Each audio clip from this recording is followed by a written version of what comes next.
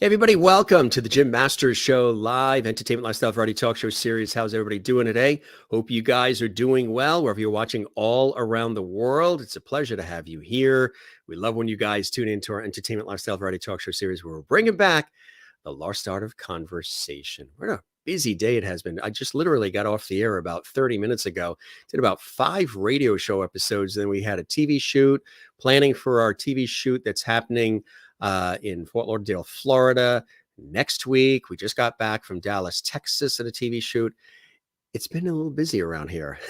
How you guys doing? Welcome to our show. If this is your first time here, we welcome you in style. This is an entertainment lifestyle variety talk show series, bringing back the lost art of conversation. And we do it in a Johnny Carson, Dick Cavett style, warm, conversational, fun, live, and interactive too. Gang, if you would like to comment during the show, in our JMS Lovity chat room. That's what it's actually called. The JMS Lovity chat room. We have a chat room that is open and available when the show is on live. And you guys can chat amongst yourselves, say hi to one another, which a lot of our viewers love to do.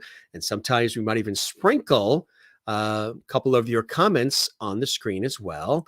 If you want to take it one step further, there is Super Chat, Super Emoji, Super Stickers. That's in chat too, and that helps support the Jim Masters Show series. But when you subscribe to our YouTube channel, which houses almost 800 episodes of this series that we've done so far in just 2.5 years, which is unbelievable. That's a lot of talking. That's a lot of JMS Lovity for sure. You can binge watch all those episodes too. Guests coming in from all walks of life: Broadway, Hollywood, television, film, music, stage, culinary arts, sports, comedy, inspiration, you name it, all here for you. But if you subscribe to the YouTube channel, it doesn't cost a thing. You're then a part of the JMS Lovity family. And when you subscribe, you can also comment in our JMS Lovity chat room, which is kind of cool. So hope you're doing well wherever you're watching around the world. Again, very busy day here.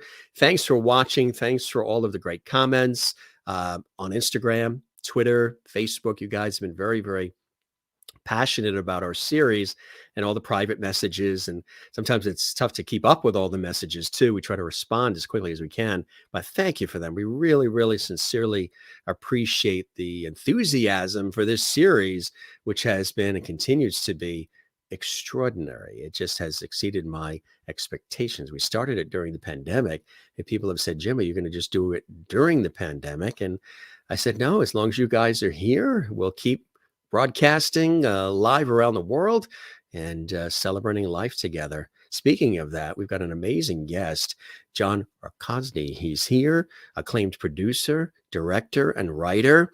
You may remember some of his works, Seventh Inning Stretch, and also The Last Poets. You see those on the screen. Well, there's a newer work of art. They survived together, one family's story of escape.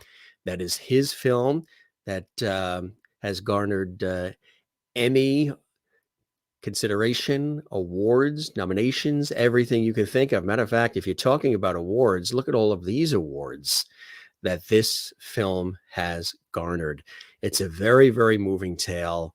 It's also aired on PBS. Matter of fact, in John's PBS documentary, They Survived Together, one survivor recounts how the Nazis have invaded Poland, forced Jews to carve out their graves and lie down in them. Often, the self-created graves contained families, including children and infants. And within moments, German soldiers were tossing live grenades onto their prone bodies. In Polish hospitals, doctors approached their Jewish patients and gave them a choice. They could either be shot by the Nazis or they could be euthanized.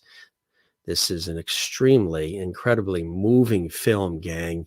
And tell you just a little bit more, the Niger family was living in a peaceful existence in a Jewish community in Krakow when the arrival of World War II changed their lives forever, when Nazi soldiers forced the family from their home into the harsh life of the ghetto, and they made a vow to escape as a family. But when circumstances forced the family to separate from older brother Ben, their will to survive was truly put to the test. They Survived Together is the incredible true story of one family as they desperately tried to stay alive and together as a family with 4 small children.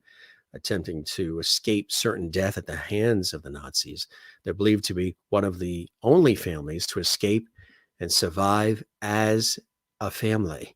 Again, it's an extraordinary tale. It's an extraordinary movie. And those are the awards.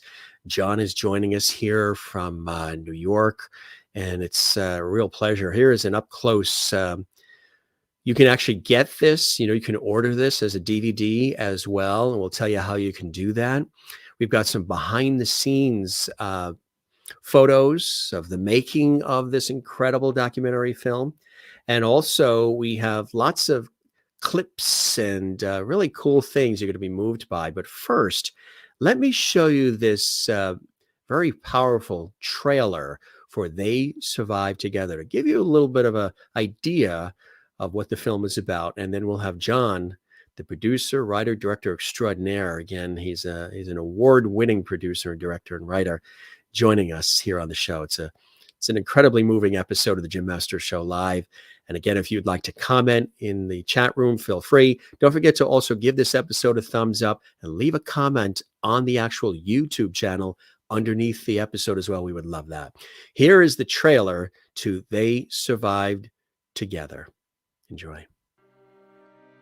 When I was a little girl, my family lived in a tight Jewish community in the city of Krakow. My parents were not well-to-do, but they were managing all right. The war started, that's changed everything. Hitler began his assault of Europe, beginning with the invasion of Poland. They were making families dig their graves. The family got into the hole, and then the Germans would throw grenades in. They were throwing children out the window. Infants, throwing them out the window. My father said that we're going to die, but I'm not going to wait for us all to be killed and shot. I'm going to try to get out. Immediately they made arrangements for our escape so that we might survive together, or not at all. There was no question of what was going on. It was there. It was there. In Czechoslovakia, there were no Germans. So for us to cross the border meant freedom. In the darkness of night, with the clothes on our back, our family escaped from the ghetto. Nobody expected to survive. That wasn't even the motivation behind making the decision to get out of the ghetto. It really was a question of how they were choosing to die rather than survive. If they were going to die, they were going to die together.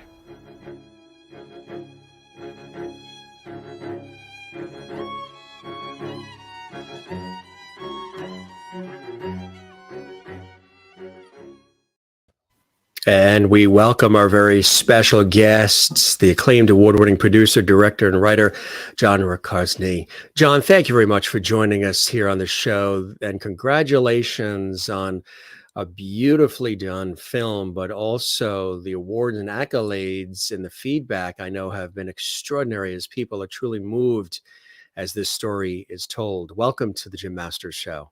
Thank you very much. That was an incredible intro. Thanks, Jim. Your mother faxed it to us this morning. She said, read it verbatim.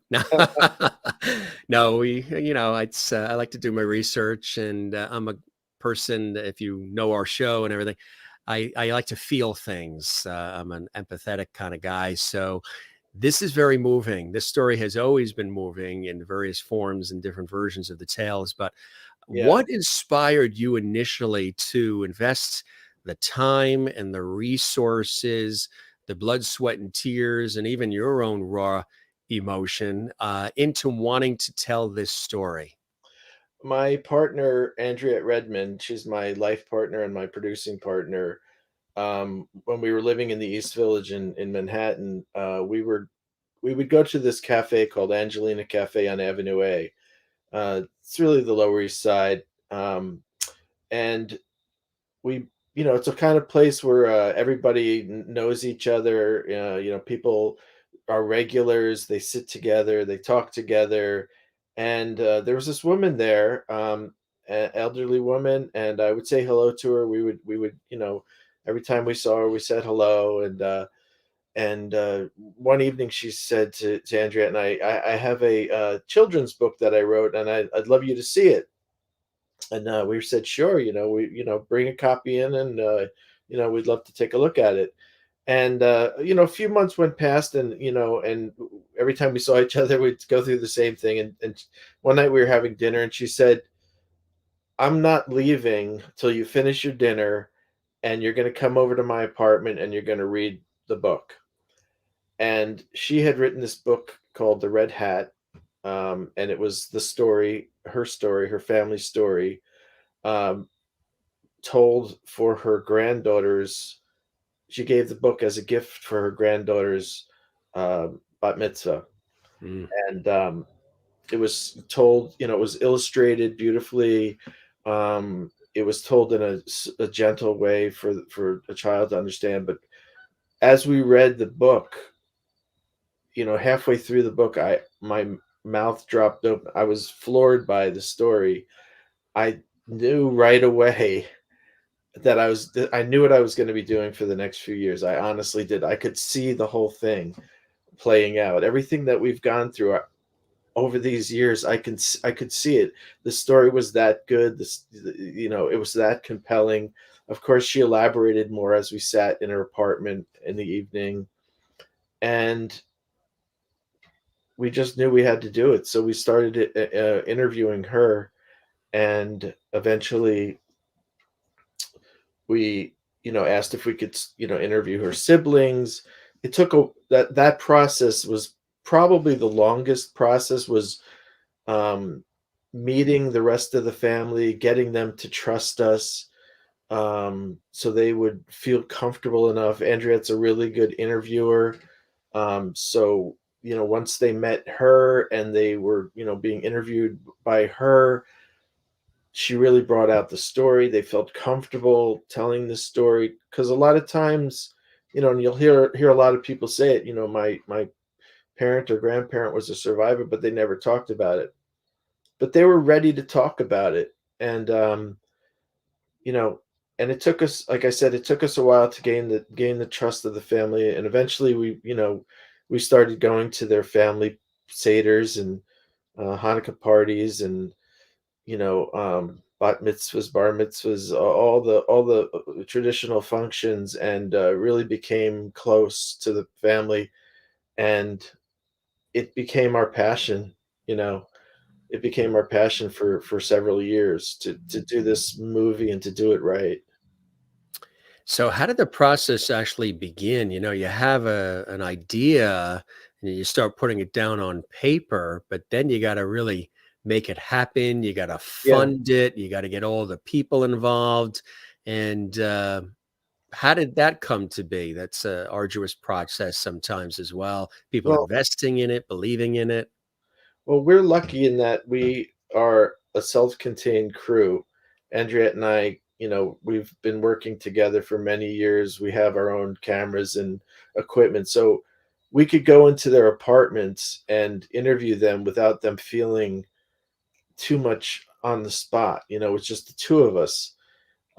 So we just started out doing the interviews, and we just gathered, hours and hours of interviews, and then eventually started to piece the story together from that. And we had a research person.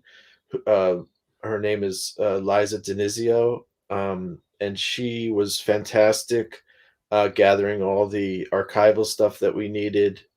We had the cooperation of the United States Memorial Holocaust Museum, and we got a lot of great stuff from them. So it's, and that's a very long process. Oh yeah. Research and archival is very tedious, very time consuming, and but so worth it. You know, um, so we did that for a couple years, and the film really took off in about 2018.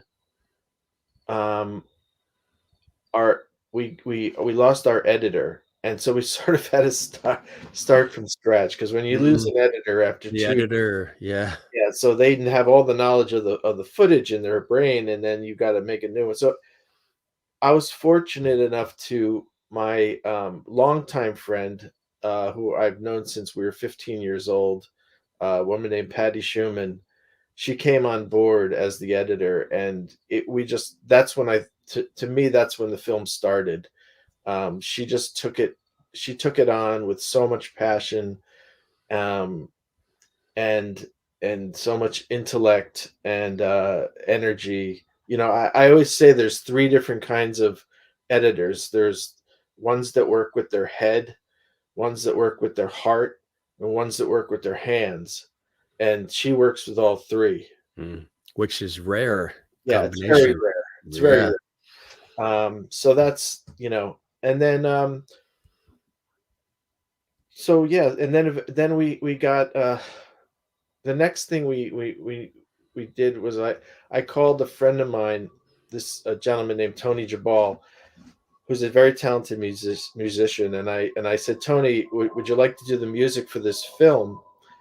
And it was one of the most unselfish moments in showbiz history. Tony said, "Yeah, I'd love to do it, but who you should really get is Frank London."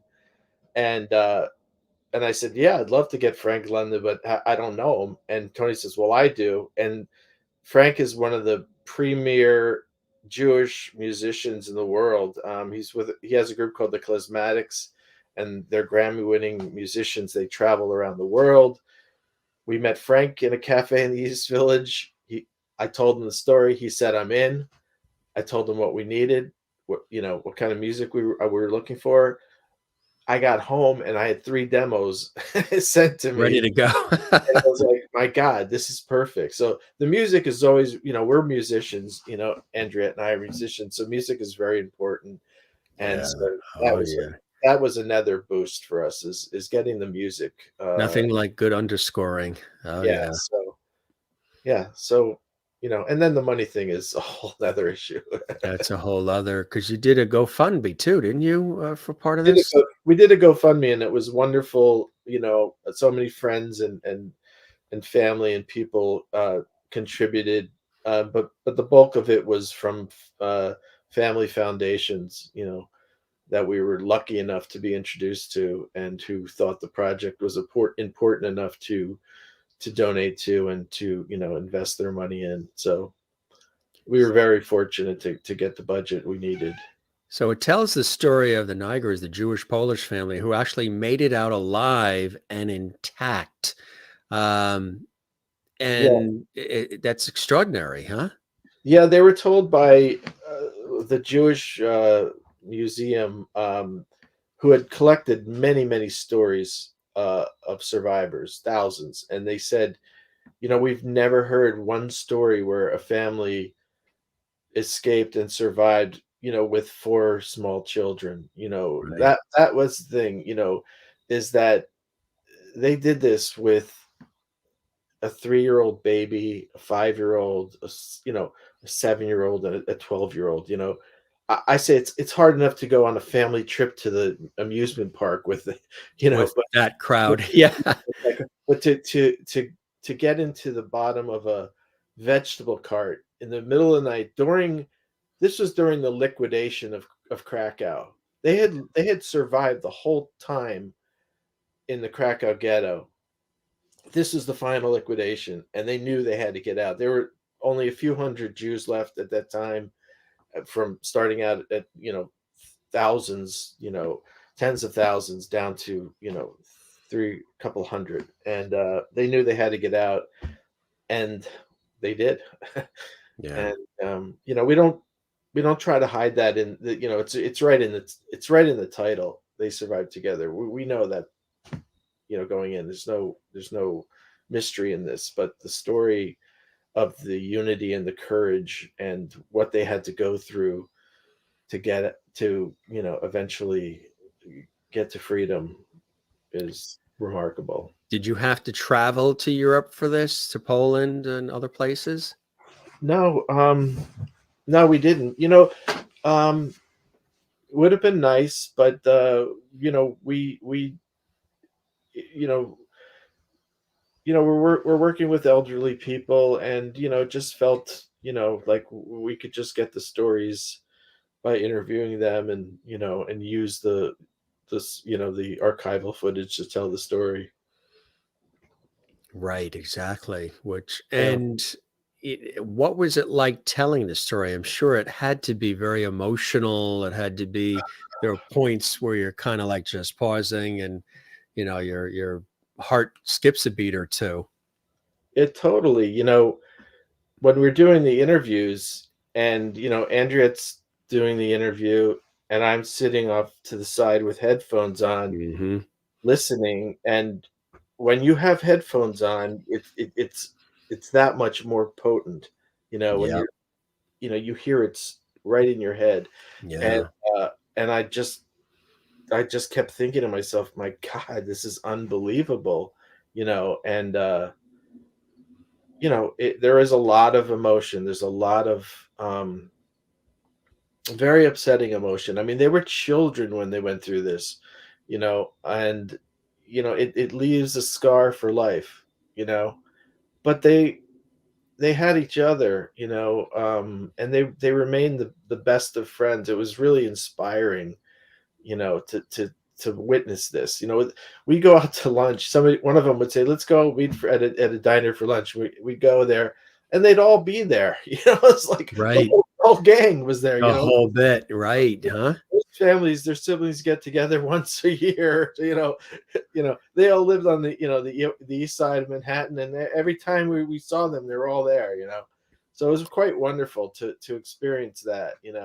And there's Yeah. a lot of humor. They're very funny, very loving, very generous. So we really felt like we became part of their family, and that was wonderful. And the events of that time sort of forever really inform the lives of the survivors, right? Yes, absolutely. I mean, Yeah. there's no escaping it from your mind. You go on, you do your best, and but they, like Basha says at the end, we lost our home. You don't think of it, but they were forced out of their home. For one thing, that's incredibly uh, alarming for a child.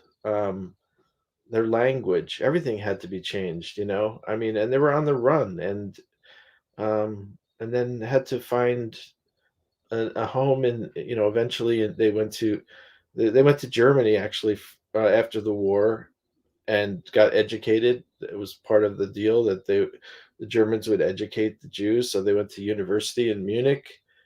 Then they went to Israel, and they came to New York. But they had happy, successful lives, but it's always there. Yeah, absolutely. So, how many people did you end up having to speak to put this all together? How many people were involved in it in the It was early part of the process? it was just the immediate family. Yeah. I just wanted to keep it that narrow. I didn't want to bring in Holocaust experts. This is a family story. This is, you know, our Patty, our editor, kept saying, "This is about the family." They went through the Holocaust, but this is about the family. Um, so we wanted to keep that tightly.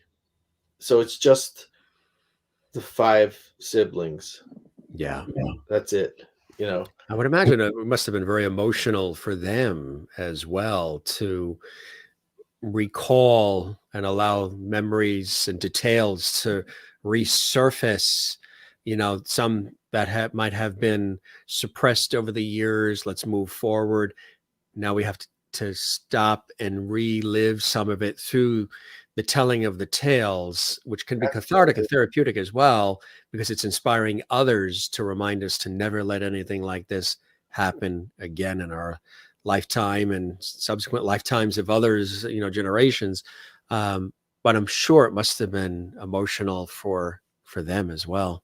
It certainly was. And, it's amazing to see, an 80-year-old person recalling a story from when they were 5, and it still breaks them down to tears.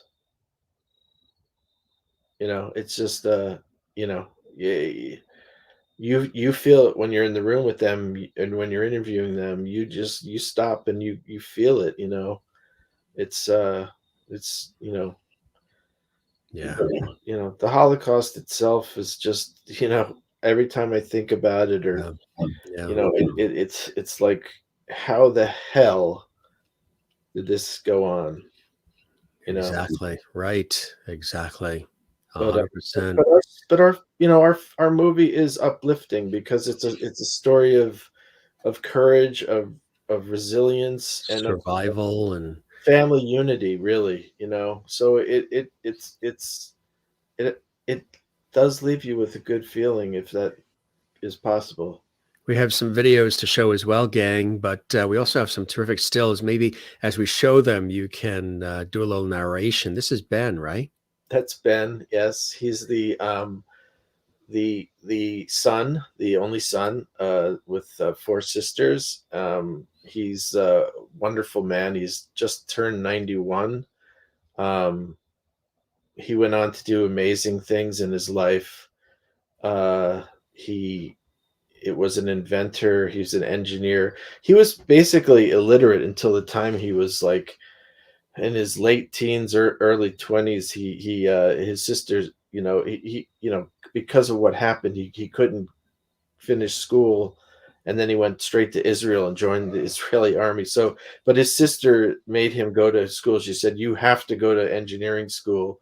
And he became an engineer. He worked for Siemens. He worked for NASA. He developed he's got so many inventions, like the dimmer switch, or light sensory. Like if you walk past the light, it goes on. Like He's Ben, the dimmer switch guy? yes, and not only that, but like radar for Yeah. NASA, that Yeah. guided radar for NASA that helped the rockets go to the moon. It's Wow. insane. Yeah, And extraordinary stuff. yeah, Yeah. he's just you when you're friends with him or whatever, and what he went through, his story is truly amazing. I mean, I won't tell it, but Yeah. what he went through, out of all of them, was unbelievable. Mm. Was unbelievable. This is Ben with Sesha and Hanka. Sesha was in a assisted living on the Upper East Side, so we would go and visit her and have lunch. And this is Ben playing the piano for her. We ended up using one of Ben's songs in the movie. We actually used this performance, and then we re-recorded it with a piano and a trombone and viola. And there was just loving. This is just, you see Hanka. Sesha was suffering from dementia at this point, and but they went to visit her all the time, and we went there a lot, and you could see the love right there. He's Yes. entertaining her. He's entertaining her, and Hanka is comforting her. So it was Yeah. so It's a many. very beautiful, Yeah, moment captured there. yeah. And this, we took Hanka to visit her parents' grave, and it was another very emotional moment, for Hanka and for us as well. And her parents, Sarah and Herman, were they were the true heroes of this whole thing. Mm. It's amazing to me, to think about. This is this is a couple who were in their 30s, who had small children, and this happened to them. And then, here we are, we're talking about it, and Yes. it's playing, it's Yeah. the movie is being distributed around the world, and it's wonderful. This is one of the illustrations from book that Hanke wrote, which we were fortunate enough to be able to use. This is in the story. Hanke's mother. They were on a train in Hungary, and her mother. They were just desperate. They didn't know what to do. Her mother just told her to get off the train, thinking that she could, maybe save one child. Mm, And Hanke was 5 years old, standing in this snow, and completely like, what's going on. And yeah. Yeah. luckily her father reached down and picked her up and pulled her back on. But Mm, it's a very poignant moment in the film. This is another illustration in the movie from the book. um this is one of their aunts. And when the air raid started in Krakow, she would hide these are all cousins. They had, it's a very small, tight knit community. They had a lot of aunts and uncles and cousins. There was 50 cousins, many aunts and uncles, and all of them were murdered. That they were the Nigers were the only ones to survive out of this mm, whole extended family. So this is early on when they're hiding yeah. during one of the air raids Mm. in the initial. This is a sketch of The the butcher. Butcher of Krakow. Yeah, and you're gonna. I think you're gonna show a clip of that. So we'll see that story. Yeah, let's show that now. Tell it. You want to preface it a little bit? Um, the butcher of Krakow was a real guy, and he was a psychopath murderer, in charge of eliminating everybody he could in the ghetto. And he's if you've seen the movie Schindler's List, he's portrayed by Ray Fiennes, and he's a monster. So they had firsthand encounter with him, which you'll see now. And here it is, folks.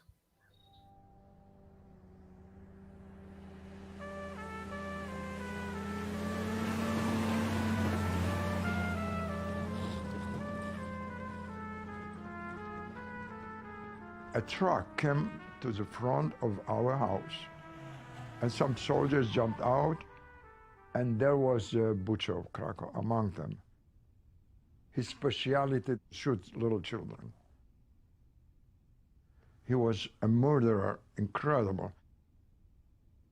He was the guy who was in charge of eliminating everybody who was not in an age of employment, of working. We were warned not to leave the house, because on the street, if they would find some children, they would kill them.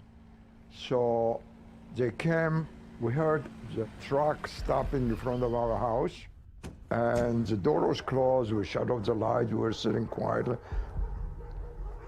There was nothing we could do. This building had like 4 stories, and these apartments was one on top of the other. They started to run up the stairs. We heard the boots, one after the other. The soldiers would break the doors with their rifles, and he would go in there. He was the shooter. And whoever was alive, he would just shoot. And we could hear it, because they were screaming from fear. So we hear the screaming and shooting, and quiet. And that would go like that from floor to floor to floor. Above us, there was my friends. I used to play with them. We heard that they broke the door there. And we heard these children screaming as they were shot. And it was quiet. And we were the last one, because we were on the bottom floor. And he got in. His uniform was full of blood, like a butcher. And he had a gun in his head. And he stood there like very calmly. He put his hand into his pocket. He pressed it, and the magazine of the bullet came out. And he put one bullet after the other. 1, 2, 3, 4, 8 of them, or 6, I don't remember. And we were standing watching him doing it. Then he put the magazine in and he pointed the gun. I was so scared. I didn't want to die. I was thinking I am 12 years old. And I knew that the bullet is going to come to my head any second. My mother said, close your eyes. And the door opened, and a soldier got in. He said to him something in German. And he looked, I remember him looked, and then he put the gun in the holster and walked out. I don't know what the soldier told him. I cannot imagine what he told him that he didn't shoot us. He shot everybody. This man killed hundreds of people. Why would they stop at us? We don't know.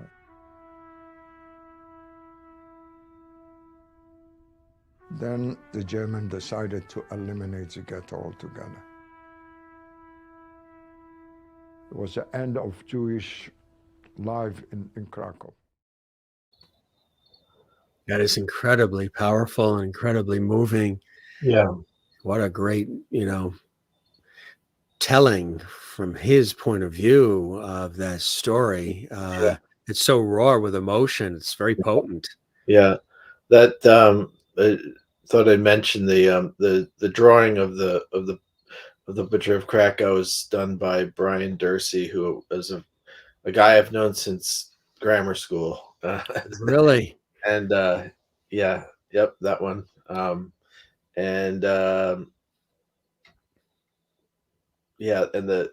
We had a wonderful sound designer named Tom Ryan who did all the special sound effects and the special effect on, if you saw he's smoking a cigarette and there's some in the still and there's some smoke coming up. We had a Dave Steck who's did all the finishing and special effects for our film. So we had a really great crew of people. And all these people I've been friends with for years. So Isn't that amazing? Yeah. Like they say, it truly does take a village on so many different levels. It's another great shot.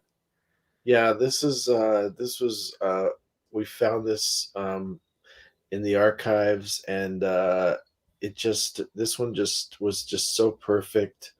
Ben tells this great story of his mother sending him out to go visit his grandparents, and he'd walk, for miles to get to their house, and he'd get to their house. They'd say, "Well, we don't have time for you today. Go back."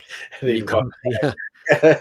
So it was a very cute story about, that they did have a life before this all happened. It's right during this section called Life Before the War.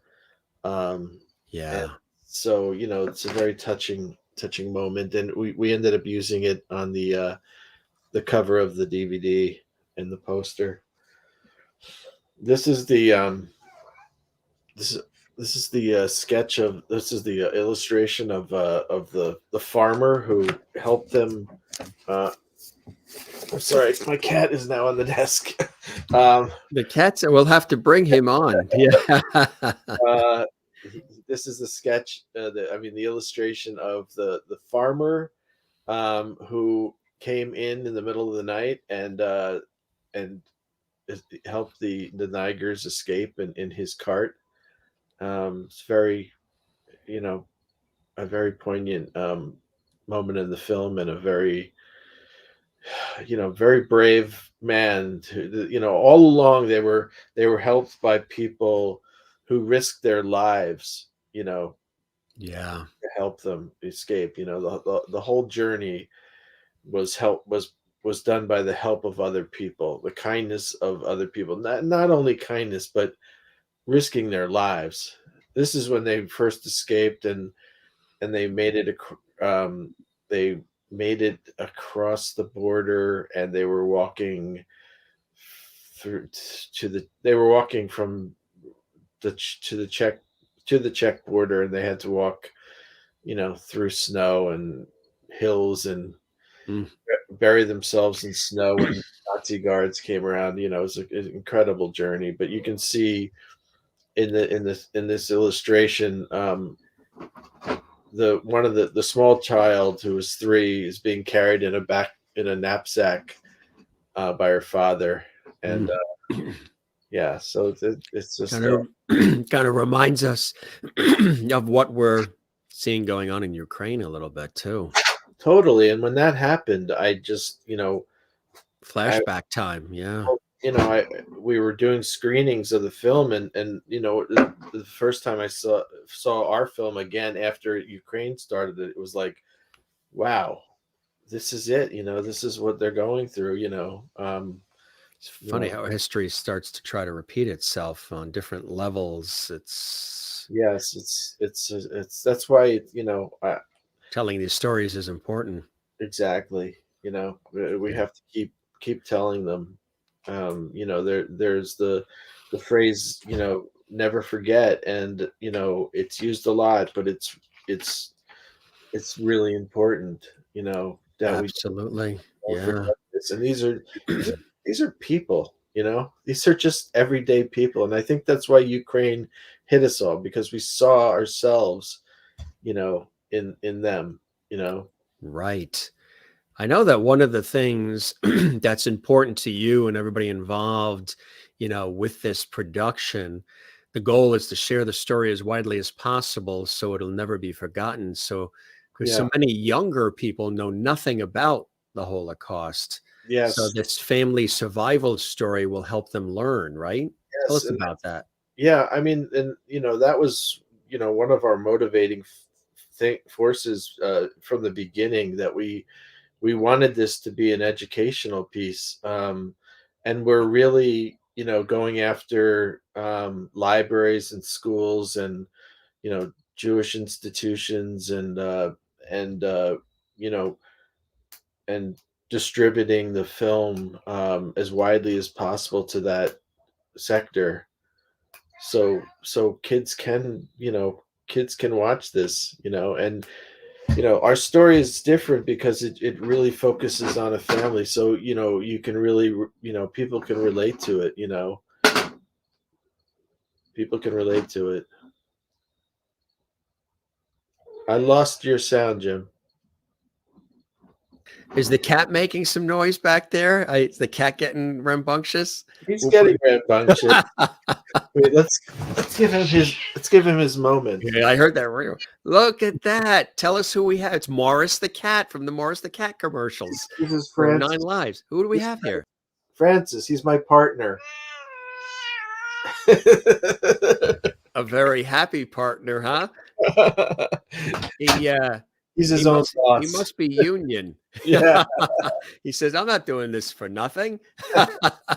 You're going to get one meow and that's it. And then after that, it's going to start costing you per meow. How old is he? He's he's a rescue cat, and we got him, and they said he was 6, but we've had him for 8 years, but They love the cat. 14 You're gonna be a second-class citizen now. The viewers, once you bring an animal on or a child or you talk food, look at Crystal in Connecticut, Mona in Louisiana. Here. Yeah, get the cat back in, right? What is it? Animals and children, and it's good for TV. What a beautiful kitty from Maureen in Arizona, and Pretty from Sherry in Kansas, and Linda in Florida, and Mona in Louisiana, and Crystal in Connecticut. Here, Kitty from Merlin in Ontario. Francis, get back in here. Right, exactly. Yes. Come back in. We'll give you an extra treat. Hanka's intro. Tell us about that, and we'll play that. Trying to remember. Why don't you play it, and then we'll talk about it. Okay, you got it. Here it is, folks.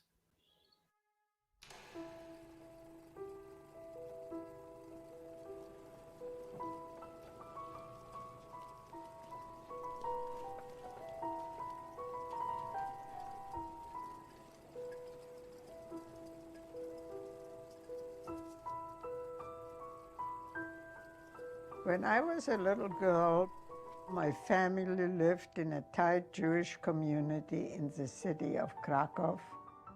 with many relatives, including 50 cousins and many aunts and uncles and grandparents.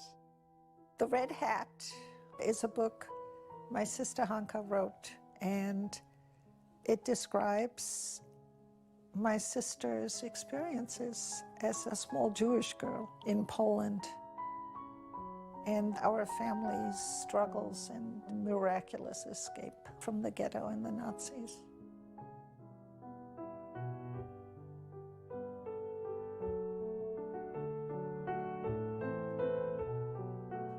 I wore a red hat when we escaped from the German occupation of Krakow and went walking through snow which went up to my nose.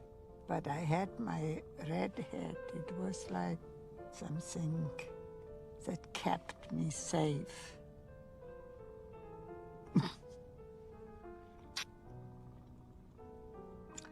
So I wear a red hat now.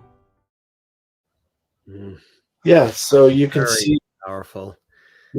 she's still that child, you know. Yes, You know. absolutely. I have an aunt, Aunt Dorothy. She's there in Massachusetts on my mother's side of the family. She grew up in Vienna, Austria, and would always ask her about, what it was like growing up during these times. And she would talk about how there were times when they would, growing up in Vienna, that they had to run, grab each other and get into the basement, lock the doors, hide because the Nazis were coming, Russian soldiers were coming, and they would knock on all the different doors, and they would, rip women and children, rip people just right out of the houses, and who knows if you'll ever see them again. And she would tell me that stories of what it was like during the war, during that time when they would be hiding in the basements, even in places like Vienna, Austria, too. Yeah. We have no idea. We are so lucky with the way we live, and We really are. Yeah, we're really blessed on so many different levels. We also has it. Is it Basha? Basha, yes. We have Basha's outro. Tell us about that a little bit. Well, you could really see, Basha was she was sort of a holdout on making the film. She didn't want to be a part of it. Too emotional. Too. She just was. She didn't know us yet, and Yeah, need to be comfortable and establish trust, and yeah. So she said no, yeah. and we ended up going to a birthday party, and we ended up sitting near her, and then became friends with her son Raymond, and a couple months later I was sitting in that same cafe, and Angelina Cafe, on Avenue A, and I got a phone call, and it was Basha, and she said, "Why should I do your film?" And I was like, well, humana, because Yeah, Jackie Gleason moment, right? it'll be something. I had already thought she wasn't going to do it, so I said, I don't know. I think it's going to be something that you're going to have to pass down to your son and your grandchild, and she goes, I'll do it. And Once you realize the passing down to the other generations and family members, yeah. And even in the interview, she was like, well, I don't really, I don't have much to say. I was very young, but she ended up giving us so much emotion, as we'll see in this clip. Yeah. And so we're very fortunate with this family. It really sounds like it, John. It really sounds like it. Here is the clip with Basha. What the Holocaust does, it makes you lose your home, your language, your background, your family.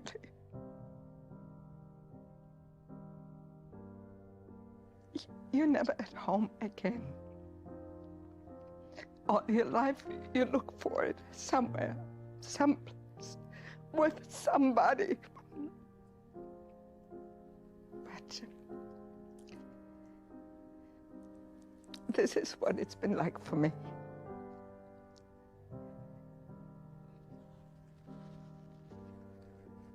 And I think my family, when I speak to my sisters, they pretty much feel the same way, homeless. When you listen to the whole story, it's incredibly heroic. And it's kind of a reminder of what, you know, very regular people are capable of.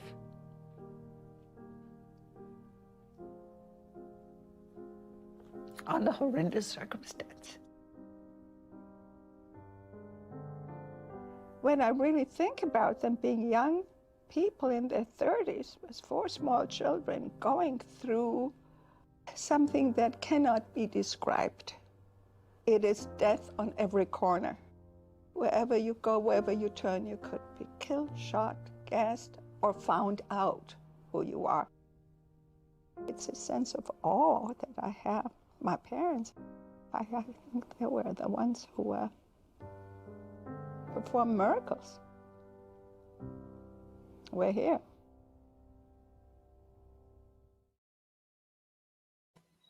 You know, what's amazing about these stories too, the openness, the raw nature of it too, but one not even need to be Jewish to really, if you have a pulse and a heart and a conscience, these are stories that are human stories, because there's tragedies, large and small, of all kinds that happen throughout the world. And these kinds of stories told like this just remind us, even in our day-to-day living, how we should be kinder, more empathetic. I say it all the time on this show, but it's the way I've always lived my life: kinder, more collaborative, less divisive, listening more as opposed to speaking at all the time. So many people are talk, but they don't take time to listen.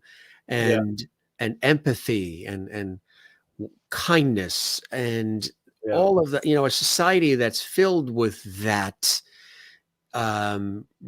breeds less, I think, of these kinds of horrific tragedies. The world's not perfect, but boy, there are a lot of things we can certainly do. And these types of films remind us of tragedies and horrific mistakes made and poor choices and just the horrors of life, that are lessons to be learned in just how we even treat the person in line at the supermarket, with kindness, or do we push them aside? You know, the last few years, we've seen a lot of fabulousness and we've seen a lot of hate out there on every subject, everything about everything. And this really sort of levels the playing field when you see a film like this, right, John? Absolutely. You know, and you're, to your point about listening to people, I mean, that's how this started. You know, this started by, you know, us taking the time to find out about Hanka, and you know, listening to her story. I mean, you know, you just never know who you're talking to, who you're with, who you're near, you know, and what they've been through. So yeah, to your point, it's, you know, you have to you know, treat people like they are going through something, because they are, or they have. Right. Everybody has a story. Yeah. Absolutely. I would imagine too, even your own family, your family, very proud of this achievement for you, being Jewish and with the history going all the way back. I would imagine there's a lot of pride within even your own family for having taken the time to tell this story. Well, don't tell that to my priest. I'm not Jewish. You're not? No. Don't tell it to the Father O'Malley. Yes. I was raised Catholic. I went to Catholic school. I was an altar boy. But I was lucky enough. An altar boy. Wow. Yeah. I was lucky enough to. So that's an interesting perspective then, to not be Jewish and to be telling this story. An interesting perspective. Well, I was saying, I was lucky enough to grow up in a town in New Jersey where I had lots of Jewish friends. Like me on Long Island, Yeah. multicultural and Yeah. right. So, when I left Catholic school and I went to public school, most of my friends were Jewish, and I went to bat mitzvahs and bar mitzvahs, and I loved it, and I was always envious of the Jewish culture. And Andriette and I always say that, like, we feel like this is such a wonderful, culture, the traditions and the togetherness, and Yes. My brother, though, he did get his DNA done, and he came out with 9% Jewish in it. So there's somebody back there, and not that 9% is a lot. So there is some Jewish within the family then. Yeah. So it's, if you do your DNA deep enough, we're all related. We're all family. Yeah. So, I mean, I do, and it's funny. I get that question asked a lot, about not being Jewish, or are you Jewish, or So, I mean, is it from the last name? Do people think the last name is? No, I think it's because of the film. Yeah. Right. Right. Right. But so, it's we've been What making. did you learn from the film? What did you learn, as the filmmaker, producer, writer, director? What are some takeaways for you? That's a great question. I think, it's just getting back to really taking your time. This film took us a long time, and really taking the time, and to get all the stories, and to listen to people, like you were saying, to just really listen and let them. Don't come in and rush an interview. Let them talk as long as they want. You never know what gold you're going to get, as far as being a filmmaker is concerned. The longer you talk to somebody. But I also got a sense of family, how there for each other they are, and that was just a beautiful thing to witness.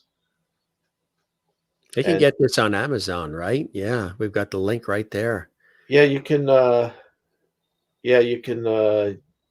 Stream it on Amazon, and the DVD is available. You can buy the DVD on Amazon right now if you want, and it's also being distributed on the Amazon Prime. You can rent it, and all kinds of different streaming sites.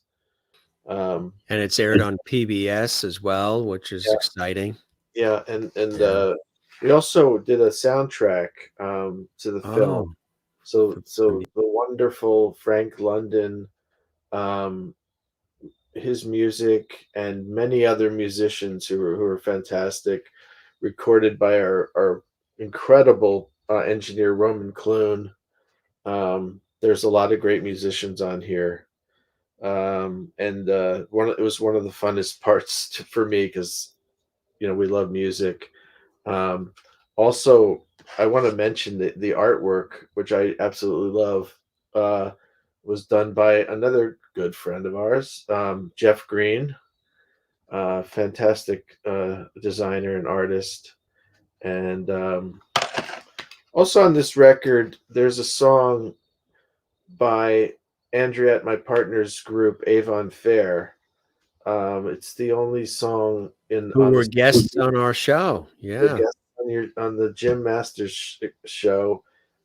They do a version of Dorme Dorme, and So they're on there, huh? It's the only song on the soundtrack with vocals.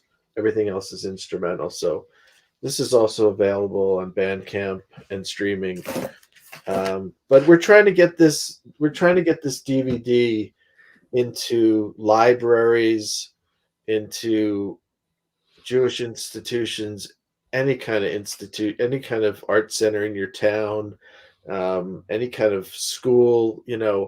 We're sort of on a campaign to, if people, want to buy it and donate it to somewhere else, they can do that. If they don't have, you can keep it for yourself if you like watching DVDs. I personally like having the product, The physical, tangible, tactile yeah. experience. Yeah. But also I've had many people say they bought one for themselves and they donated one to a local school, or they donated one to a synagogue, or they Great donated idea. one to a library. So there it is. That's fantastic. When you do grow up in the New York, New Jersey, Connecticut area, we are practically everything, right? It's as if we are Italian and Irish and Jewish and Greek and everything, because of the exposure to all of the different cultures and all the different foods and mindsets and humor and everything. Yeah. Absolutely. Do you have people that think you're Jewish, assume you're Jewish? I get yes. And also What are your nationalities? What's your Are you Italian? Nope, I get that. You get Italian or Jewish? Sometimes I get those too. Sometimes I'm Eastern Europe, half Eastern European, Polish and Slovakia, and the other part, my mother is Irish. So I'm 50%. got the Northern European. Yeah. So so that's my makeup. So you like mashed potatoes like me. Speaking of Jewish, I love a good knish with mustard on it. Oh yeah. I spent most of my life in the Lower East Side of Manhattan. So you have. So you've been to Junior's, cheesecakes, yeah, all the different. That cafe you mentioned, is that still around? Yeah, actually, they changed their name. It's called Bin 141 on Avenue A. Rafik and his wife, they're incredible people. Sounds like a cool place. It's great. You just go there and there's people just, friendly, and yeah. Rafik's an amazing guy, I mentioned all these awards. I mean, this is incredible. And Emmy involvement too, huh? Tell us about the Emmy situation. Yeah. That's cool. Funny. We submitted the film, through PBS. We submitted the film to the Emmys, and that was like, I don't know, in January or whatever, and the announcements of the nominations were like in May. Mm-hmm. Right? So it was a long wait. It's like, oh, yeah. I was always thinking about it. Yeah. And that week when the nominations were coming up, and I said to Andrea, I said, if we don't get nominated, I'm kind of going to be a little upset for a few days. So I'm just letting you know now. Probably going to bum me out, to make some matzo ball soup for you. we were like laying around listening to the nominations, and it was going on for a while.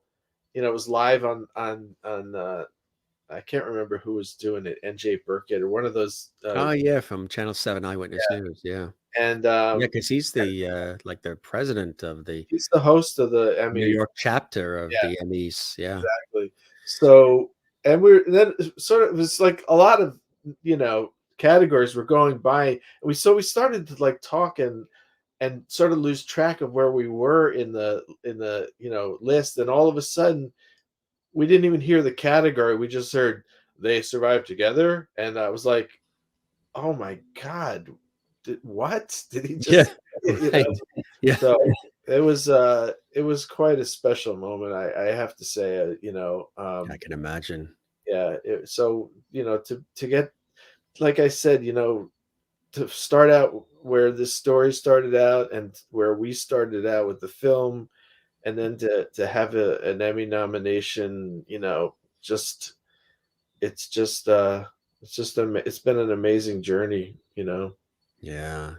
You've worked on other works too, which I mentioned, which is exciting. Seventh Inning Stretch, The Last Poets. Tell us about those too, for folks who might not realize those are your works as well.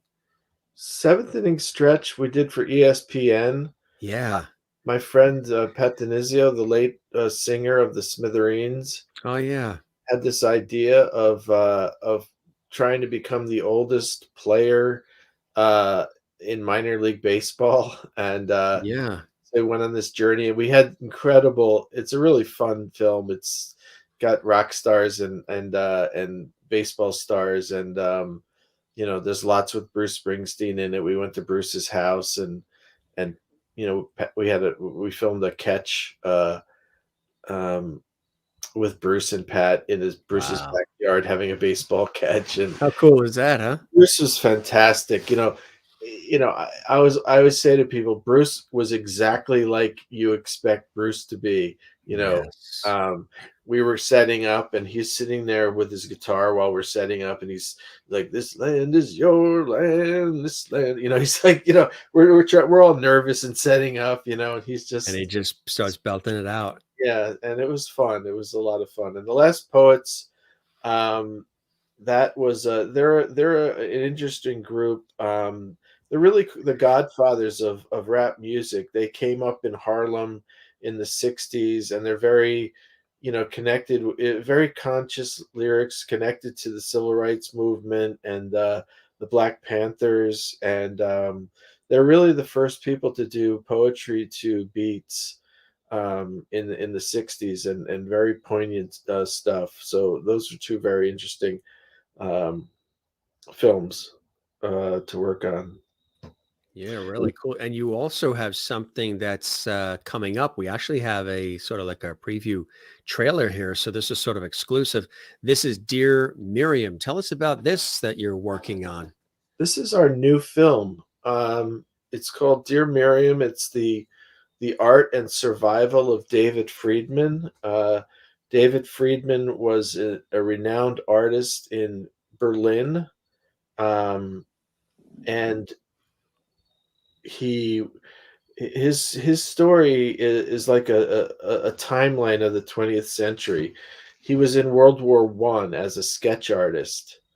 Then he moved to Berlin when Berlin was sort of the cultural center, and he was a very renowned artist, and he was painting and drawing all the celebrities of the time, in musicians and important people of Berlin in that time, and living a good life. And then then the Nazis came and forced him to close his studio down, and eventually he went to the Lodz ghetto, and then he eventually went to Auschwitz, and basically kept himself alive by painting.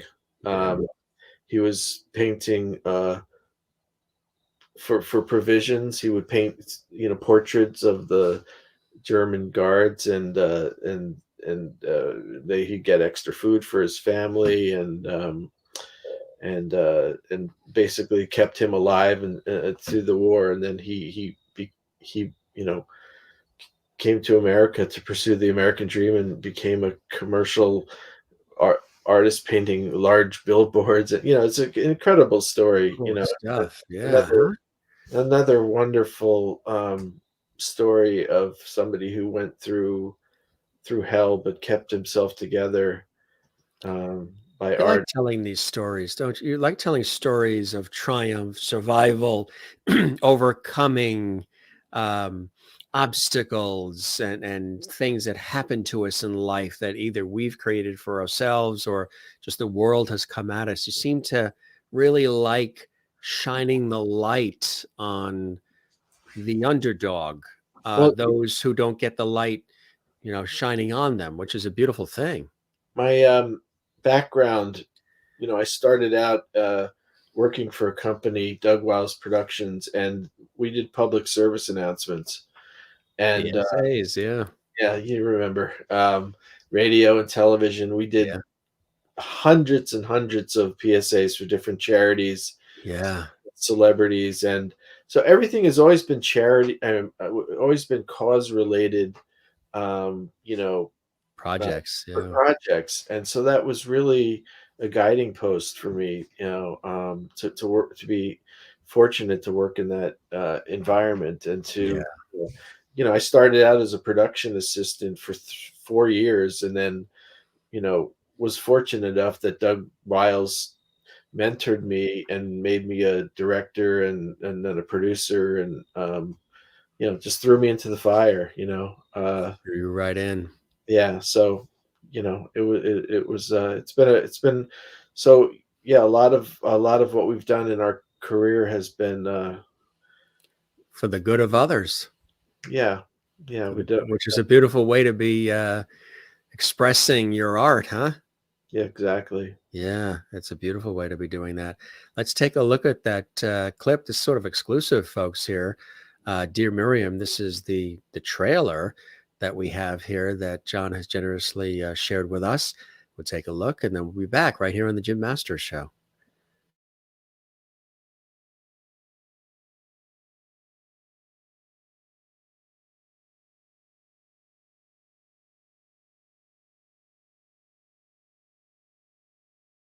When you are an adult, you shall read this book.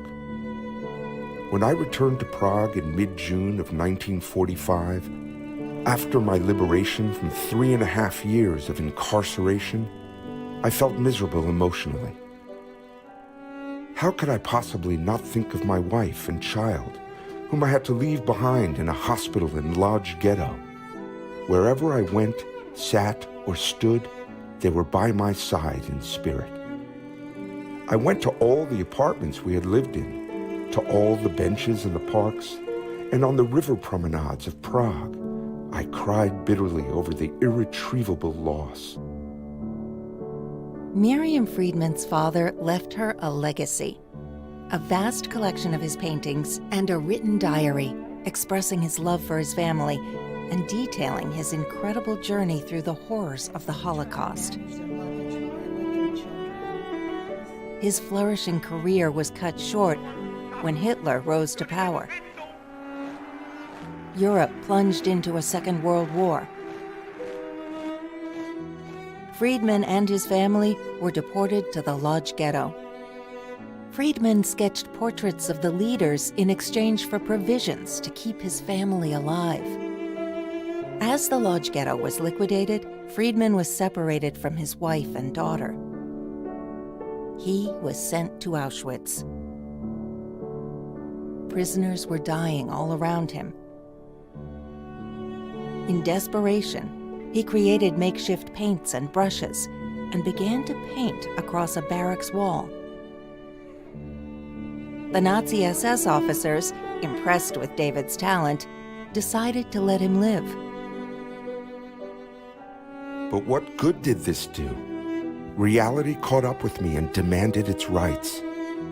I came with nothing, only my talent that had saved my life.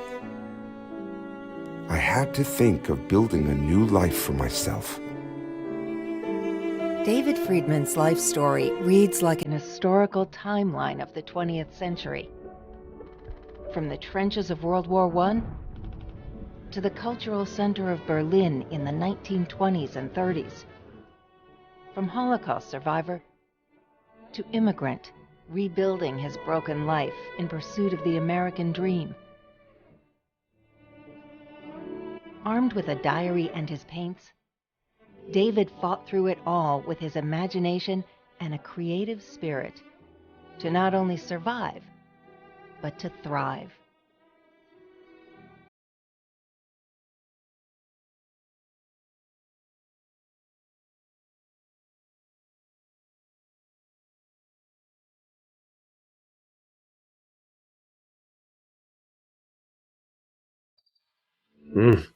That's another winner, John. That's another winner. Gee, that's really something. And those sketches too. Yeah, Whew. yeah. That So really adds something special to it. we have his working with his daughter Miriam. He left a diary, um, which we have all his diaries, and we have all his sketches and all his paintings, and so yeah, it's another wonderful um, project. And if anybody wants to get involved and help us out, there's a GoFundMe page. You can look up Dear Miriam on GoFundMe, or you can contact me directly. We have a nonprofit financial partner to make tax deductible donations, so they can just find me. That's great. That's fantastic. So even though you might not be Jewish, I'll ask the question again. I bet your family is very proud of you and all these wonderful projects that you've had an opportunity to be a part of. Yeah, And your priest is probably very proud too. I haven't talked to him in a while. I haven't talked to him in a while. I We've got a special guest on the line. It's Father O'Malley. Where have you been, John? Yeah, 10 Hail As Marys. you can see where he's been. He's been telling these stories, Father. Yes, I've got a very supportive family. Yes, That's so beautiful. yeah. That's really beautiful. Why do you love doing this work? Why do you love telling people's stories in this glorious and profound way that you do, John? Because it feels real. It just it's emotional. And it's hard work. It's not easy making a movie. It's a struggle, but I think it's just connecting with people. I really love, and Andriette, my partner, really love talking to people, and more so listening to people. you know um Sometimes we get caught up because we just want to listen to people for as long as we can and hear their stories. So I just love listening to people's stories, and if we can share something, with the world that's gonna, make people feel, then that's a bonus. It really, really is. And I wanted to make mention too that didn't the U.S. Holocaust Museum also request a copy of They Survived Together? Yes, that's What an another. honor that is. Yes, it's in their permanent collection. That was probably one of the biggest honors out of any of it. To know that it's going to be in the records, in the archives of the United States Holocaust Museum. That was wonderful. Could you imagine? Yeah, no. We also have the link to the GoFundMe for Dear Miriam. There it is there. Oh yeah. Yeah, so if folks want to help support that project, is there a target date with that? Do you have, or does it depend on things like this? It's Jim. It always depends on things like Things this. like that. Yes, it does. That was my soft way of saying it, right? Oh, Yeah. I mean, if we had the full budget, we could make the film. you're right. Very. I know how to make the film. And I've got it. We've got the same team as from They Survived Together, that on this new project. So, everybody's raring to go. Merlin in Ontario, Canada says, John, what do you do to be happy and jolly? Well, fortunately, my partner and I live near. We're living now down the Jersey Shore, and we go to the beach just about every night. We like it at the evening time. Oh, I'm an ocean person too. Ocean is Yeah. just really the So place. that is a wonderful thing that we get to do. I'm fortunate enough to play. I play percussion with Avon Fair, That's and right. Yeah. so we get to play music together too, which is a very rewarding and fun thing. And we did a tour of England this summer. How was that? That's right. Yeah, Yeah. it's great. You know, it was like, you know, everything that could go wrong went wrong, but we had a blast. Did it? We started out with COVID.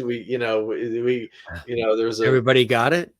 Andrea and I did on the way, but it was such a wonderful time. Like, Well, it was after the Queen's Jubilee too, right? Platinum Jubilee, which is in yeah, June, which was in yeah, June. yeah. But we were staying on this farm, and there was like a water main break in the whole area, and we had no water for days.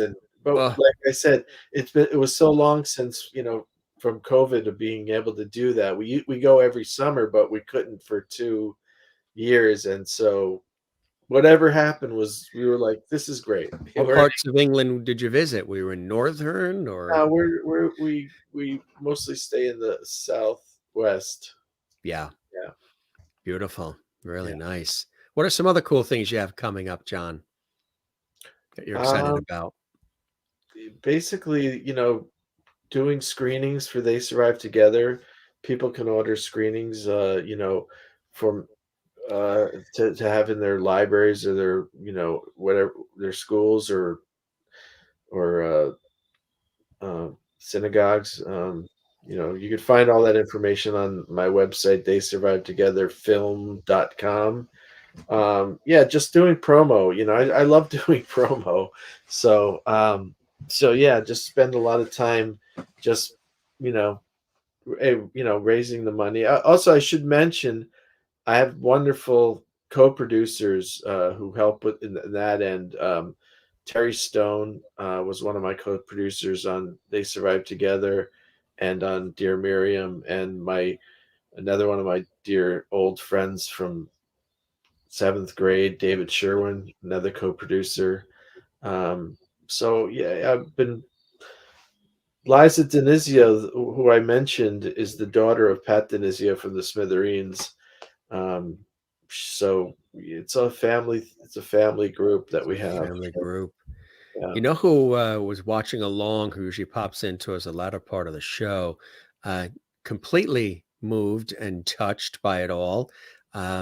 Legendary actor and comedian, Mr. George Burns, with us. And he was Jewish.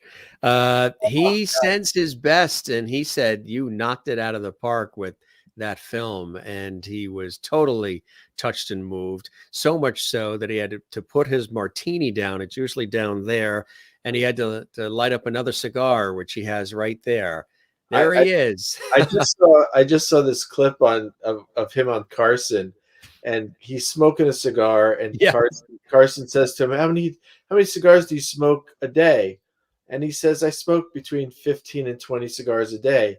And Carson said, what does your doctor say? And he said, my doctor's dead. Right. And if it was Rodney Dangerfield, the doctor would have been Dr. Vinnie Boombatz. Yeah, George Burns. Oh man, I tell you, he pops in towards the end. My aunt collected dolls, and he's a very collectible. I shouldn't even be touching him or holding him. And when he was either 99 or 100, it came out. She made sure she got one, and it got passed down to me. And we did a nostalgic episode like 2 years ago. And ever since they brought him on, everybody loves him. And he's here. And Gilligan from Gilligan's Island's here. The I. Jimmy Jeeting bottle is right back there. I mean, it's like TV land here. We were blessed with what we grew up with. Oh my God, Jackie Gleason, Dick Van Dyke. And last night they celebrated Norman Lear's 100th birthday. Yeah. All of those epic shows. Extraordinary. Yeah. Thank you, Sherry. Thank you, John, for being here and sharing this with us. These are definitely stories that need to be heard. Can't wait to see these. God bless you. Thank you, all the Lovity crew. That's what it is. Yeah, they already said you're a Lovity here on the Jim Masters Show Live, which is kind of cool because you can get the Oscars, the Emmys, the Tellys, Tonys, the Peabodys, the Grammys, but when you get a Lovity on the Jim Masters Show Live, most of the guests say their feet start tingling. One of our guests recently said he started levitating. Are your feet tingling right now? Yes. even though Francis is probably laying on them. Yeah, Well, maybe. I hope the show met whatever expectations you had, and you Uh, enjoyed the Great. time with me as much as I have with you, John. Had such a great time, and thank you for the wonderful interview, and and for showing all the clips, and being so thorough with everything. It was a real pleasure, and I thank you very much, and I thank all the Lovity gang. Oh yeah, that Lovely Squad that's out there. Absolutely. Really appreciate it. I could feel the somber atmosphere in Liberty Hall this evening during this conversation. John, thank you for sharing this incredible work you have done to never forget. I wish you continued success. And hey, Anna Hey, Marie there. She was a guest with yes, Avon Fair. hey, Bravo, she says. Anna. It's nice to see her there. The big A, right? There she is. Anna was an associate producer on They Survived Together. Oh, hi, Marilyn. How are you doing? Jim's birthday tomorrow. Happy birthday. Thank you very much. I appreciate that. Yeah, I'm a fall baby, Libra. Libra, yes. Libra, balance and harmony. Yeah. And I tell people, Libras are about balance and harmony, and they loathe injustice. They see both sides of a question, all that. And maybe I should have been born on the planet Venus, the planet of love, because Earth is anything but harmonious and balanced. And then people will say, no, you don't understand. We need people like you guys here to help balance and harmonize the craziness. Well, it's true. With every tragedy and things, it really brings out the goodness in people too. Yes. You see the best of people coming out of something that's tragic for others. It's unfortunate, That's but one of the reasons why I started this series, which was like in the early days of the pandemic. Uh, I put the show together because, like you, my days are busy with doing the real stuff and TV and radio and all, and just put it together, turned the lights on, started talking, and then people started following it. And then people that I've interviewed in other places, like on public television and elsewhere, they wanted to come on as guests, and it just blossomed from there. And then the audience, gained traction with regular faithful viewers who are always here. Some of the names you're seeing tonight, and those who watch quietly later on in the archives. It's just one of those things that I said, let me throw it up in the air and see where it lands. And it's almost 800 episodes later, which bowls me over. it's wonderful. Keep up the great work.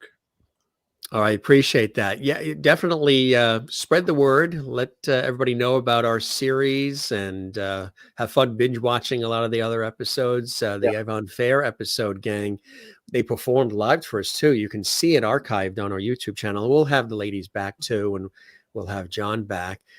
Thanks for the kind words too. I really appreciate that. My father has always said, and he told us this when we were kids, and sometimes I throw this into as a latter part of the show.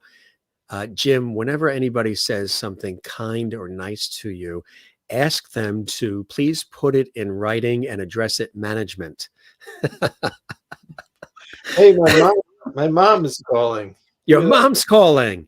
Yeah. What's her name? What's her first name? Anne. Anne? Hey, Anne.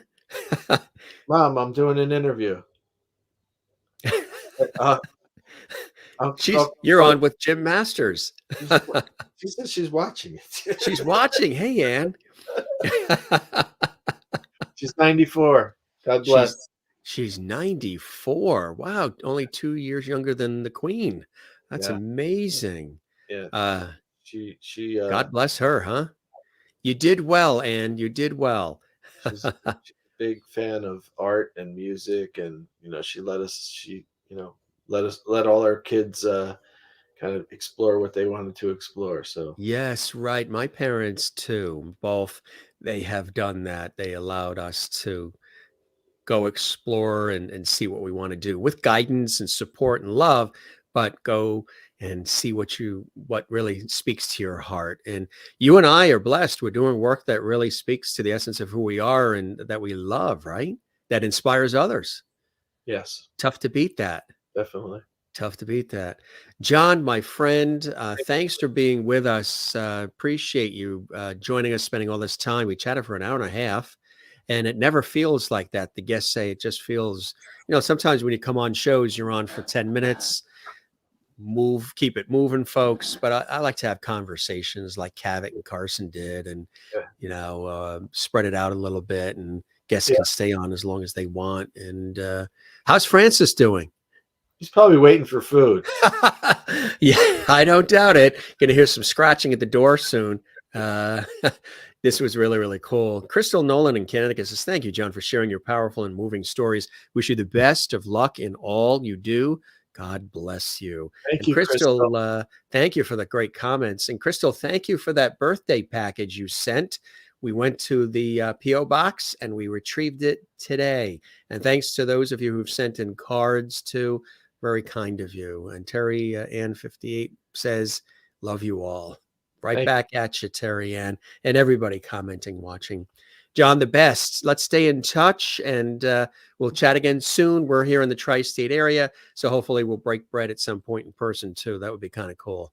Absolutely. Let's do that. All right. We'll talk again soon. And thanks for spending time with us here on the Jim Masters Show. Thank you very much. All right. You be well. You too. Go have a knish now with mustard. Take care. Bye-bye. Bye-bye. Isn't that cool? Good stuff here on the Jim Masters Show. Very powerful, very moving, very touching on many different levels, right? You got a chance to see a lot of different clips, and they survived together. And we also talked about The Last Poets and Seventh Inning Stretch, other works of his.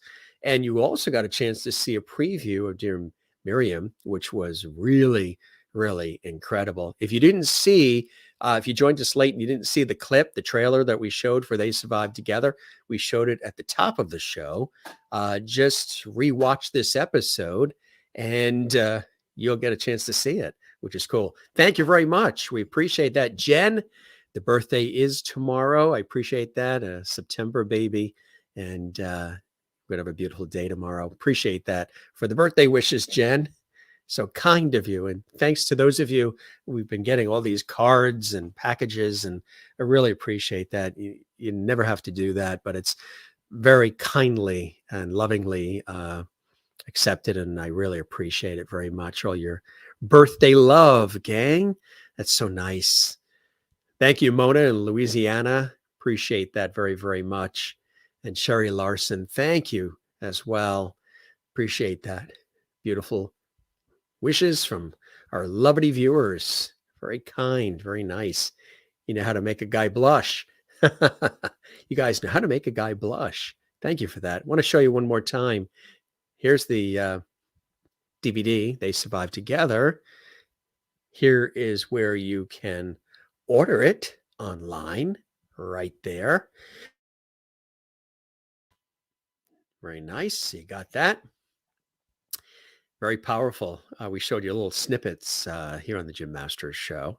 And Maureen says, wishing you the happiest birthday. Many blessings to you on your next trip around the sun. You're simply the best. Thank you, Maureen. I really appreciate that. Jim, tomorrow I'm going to the Celtic Classic Highland Games. Lots of Irish crack, sláinte. Have a good Irish time. Have a good Irish time.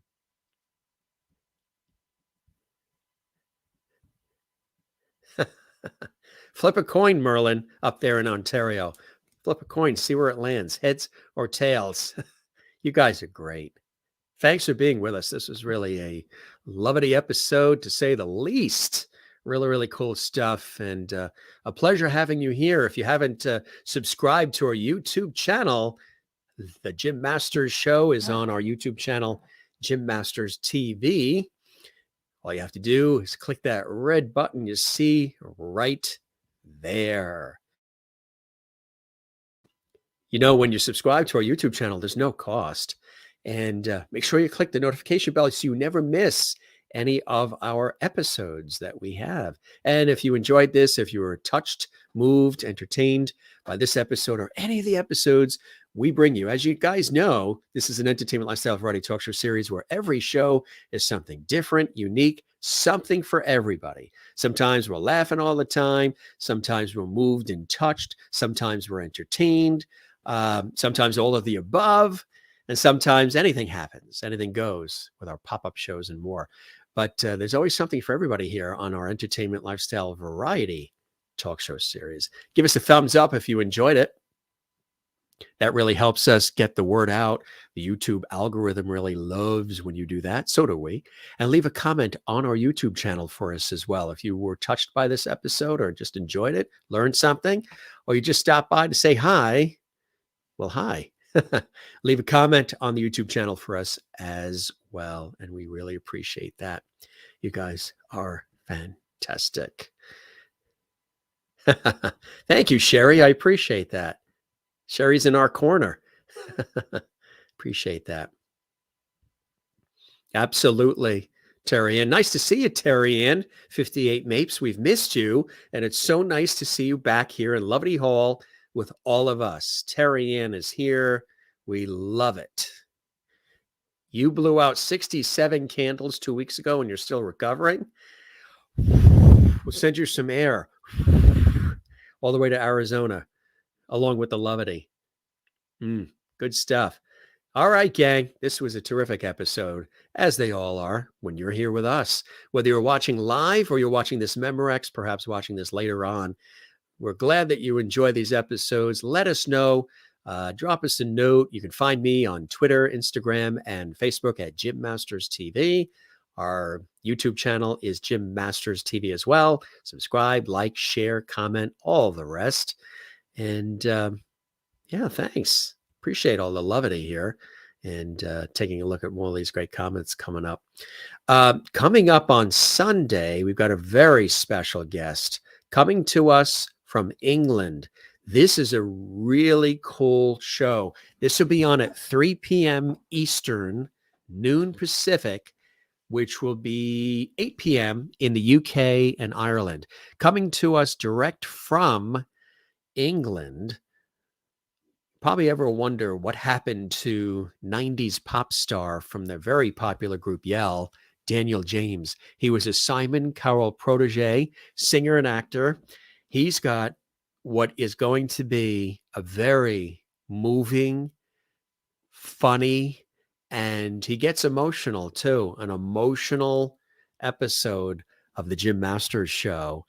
Again, if you ever wondered what happened to this pop star through his life, and he's got new music out he shares with us, tune in to this episode with Daniel James coming to us live and direct from England on Sunday, 3 p.m. Eastern, noon Pacific, and I believe that's 8 p.m. in United Kingdom and Ireland and also those parts of Europe. Daniel James, a phenomenal singer and actor, will be with us, and he tells his story and he's very open about it, and it's really, really cool. It's a very special episode this Sunday on the birthday weekend. Really, really cool. All right, gang, we appreciate all of you, and thanks for the time. Thanks for the lovity. It's always great when we get together here in Lovity Hall, isn't it? From wherever you're watching around the world, we have that international audience from the United States and Canada, Mexico, South America. We say hello. We say hello to the viewers in Australia, New Zealand, throughout Asia, Africa, Europe. We say hello to everybody. And it's so cool to have you here. And we thank John for joining us, spending time with us here. We celebrate his new film, They Survive Together, right here on the Jim Masters Show. And we celebrate all of you. So, yeah, we got a big weekend, birthday weekend coming. Christine Clifton is in the house. Happy birthday, Jim, popping on here at the end. Yes, watch the archives. This is a very moving episode. You're going to enjoy this one.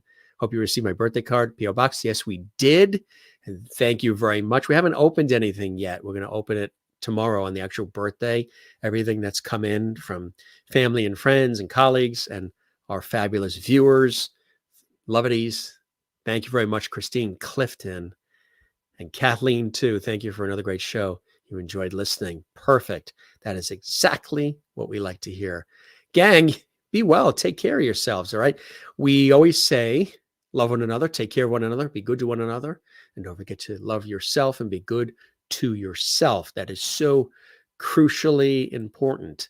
And don't forget to relax, breathe from the diaphragm. You know, the world is a crazy place. A lot of crazy, chaotic things happen all the time. Gets more and more unpredictable every day. Take time to relax. Go to nature. Go to the ocean. Take time, spend time with family. Do things that you enjoy doing and share it with the world. We don't say goodbye around here. We say see you later.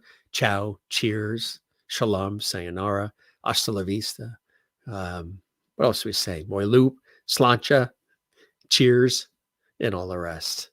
We love you all. Thanks for watching The Jim Masters Show. We're going to duck out. Crystal, again, thank you for your package. That was so kind of you. Good night, Jim and Lovelace. Thank you, Jim, for another amazing show. You are very welcome. Kathleen, you're funny. Thank you very, very much. We appreciate it. Thank you, Christine, for the birthday wishes coming to us from North Carolina, USA. All right, gang, we love you all. Be well. Take care. You'll post pictures in our lovely hall group. That is cool. All right, gang. That's a wrap. Very cool show. Really moving show. And very touching on many levels this episode. Really, really cool stuff. Just looking at some more comments coming in. Good night, Jim and all lovedies. The lovedies watching around the world. You as well, Christine, and everybody watching who's commenting and those who are just quietly watching. We appreciate you being here as well. All right. You take care. I know I say that a lot. You take care. We'll see you on the next episode of The Jim Masters Show. Be good to one another again. Take care of yourself. And we'll be right here waiting for you. Thanks for joining us and for all the lovely you send our way in support of the show. If you enjoyed this and you want to do a super thanks, little heart icon on our YouTube channel on all the episodes, that helps support the series as well. Merlin, thank you very much. The birthday boy, birthday weekend, says good night to you as well up there in Canada. Oh, Canada. Take care, gang. You guys be well. Love you all. Enjoy your day. And cheers.